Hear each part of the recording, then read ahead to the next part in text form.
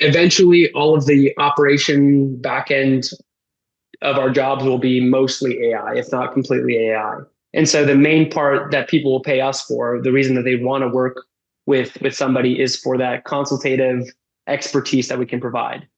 So I think eventually the days of running numbers and DTI and et cetera is just going to be completely taken off of our plates. And it's going to be discussing the whys of this loan path, or the why we're structuring this way, or why we're approaching the problem the way we are. For example, I see it as an extension of like our virtual team in a sense, where our virtual assistants are basically getting supercharged today because of their use of AI.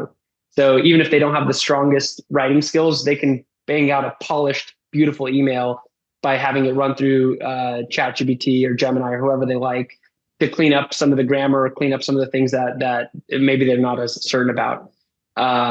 Eventually, it's going to get better at math. I think that's one of the weaknesses right now with AI is a lot of the models aren't very strong in math. That's just a matter of time. And I think eventually they're going to get incorporated more and more into underwriting. Instead of having underwriters manually check all these things, there's no reason a model can't pull all these data points together and issue a decision, yes or no, almost instantaneously. So I see it as speeding up a process, simplifying the technical number crunching, and then really leaning heavy onto that advising and value adding and being a consultant really for why somebody should take loan X over loan Y. But I'm going to play contrarian just for healthy conversation here. Sure. What prevents AI from even taking over the role of providing the consultative approach and describing different scenarios and the pros and cons, et cetera? I mean, today I was researching a hotel for a vacation that Liz and I were going to take, and there's certain things that I'm looking for and that are important to me. So I just asked Chat to research these 4 hotels and break them down in terms of the needs and wants and desires that I have. And it came back with a pretty detailed response as to here's the pros and cons, and based on what you're looking for, this is one we suggest, and this would be in second place, et cetera. I know that borrowing money is a much more important decision, of course, than what hotel you're going to stay at, but it doesn't seem like that we're even that far away from AI being able to do that consult. What are your thoughts on that?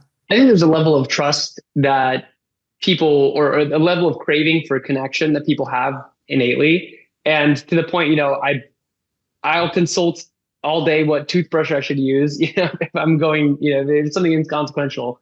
But unless the hotel stay is costing me $1 million, I'll probably want a second layer of validation. And generally, people are going to trust the human experience more so than the AI rendering, right?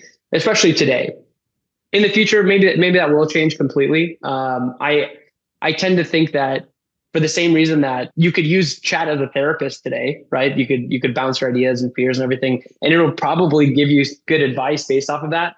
It's not quite the same as talking to somebody through your problems, or talking to a close one, having that deeper relationship. So I still think there's that craving of connection that will be there, but I could be wrong about that. And I tend to be a little bit of an AI cynic in that regard anyway. So maybe I'm not the right person to ask. No, I agree with that, what you just said. I've actually been thinking about it a lot through the context of my business model with Leadership 360. And maybe I'm being naive, and I hope I'm not.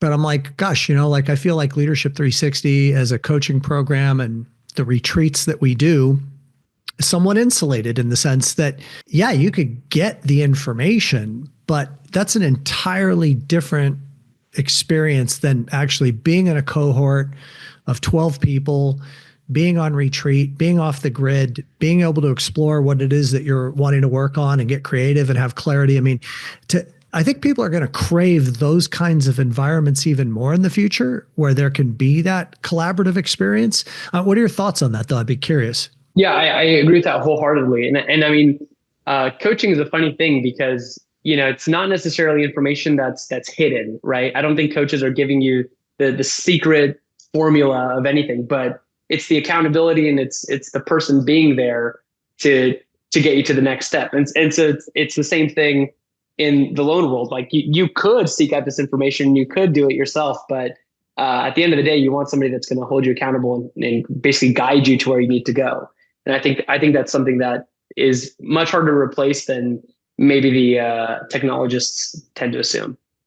So I'm presuming here then your feeling is, at least in the near term, that the loan originator of the future needs to have AI as its executive assistant, if for nothing else, as an additive support to everything that that person does, and also being able to offload some of the remedial tasks to artificial intelligence.